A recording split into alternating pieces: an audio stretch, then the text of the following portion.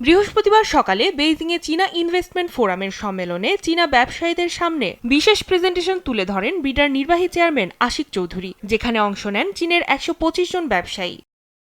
সম্মেলনের প্রধান অতিথি প্রধানমন্ত্রী তারেক রহমান বলেন, বাংলাদেশ ব্যবসার জন্য উন্মুক্ত, ভবিষ্যতের জন্য প্রস্তুত এবং চীনের সাথে আরও গভীর শিল্প অংশীদারিত্ব গড়ে তুলতে আগ্রহী। আন্তর্জাতিক পুঁজি সংক্রান্ত কার্যপ্রণালী ঢেলে সাজাতে সরকার ১৮০ দিনের একটি কর্মপরিকল্পনা বাস্তবায়ন করছে। এর মাধ্যমে আমলাতান্ত্রিক জটিলতা হ্রাস, সরকারি সেবার ডিজিটালাইজেশন, নীতির ধারাবাহিকতা নিশ্চিতকরণ এবং বিনিয়োগ বান্ধব পরিবেশ গড়ে তোলার উদ্যোগ নেওয়া হয়েছে। আনোয়ারায় চীনা অর্থনৈতিক ও শিল্পাঞ্চল এবং মোংলায় দ্বিতীয় অর্থনৈতিক অঞ্চল গড়ে তোলা হচ্ছে। পাশাপাশি চীনা বিনিয়োগকারীদের আরও কার্যকর সেবা প্রদানের লক্ষ্যে শিগগিরই চীনে বাংলাদেশের প্রথম বিনিয়োগ কার্যালয় চালু করা হবে।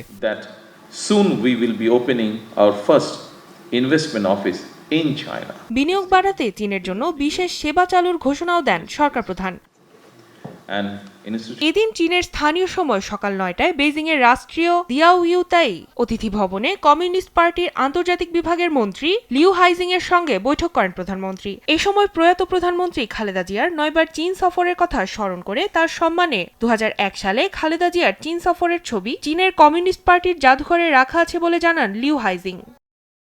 বিএনপি ও চীনের কমিউনিস্ট পার্টির মধ্যে স্বাক্ষরিত সমঝোতা স্মারকের উল্লেখ করে দুই দলের মধ্যে যোগাযোগ ও সহযোগিতার আগ্রহের কথাও জানান কমিউনিস্ট পার্টির আন্তর্জাতিক বিভাগের মন্ত্রী। প্রধানমন্ত্রী তারেক রহমানও বাংলাদেশের উন্নয়ন প্রকল্প ও চীন বাংলাদেশ মৈত্রী হাসপাতাল নির্মাণে চীনের সহযোগিতা প্রত্যাশা করেন।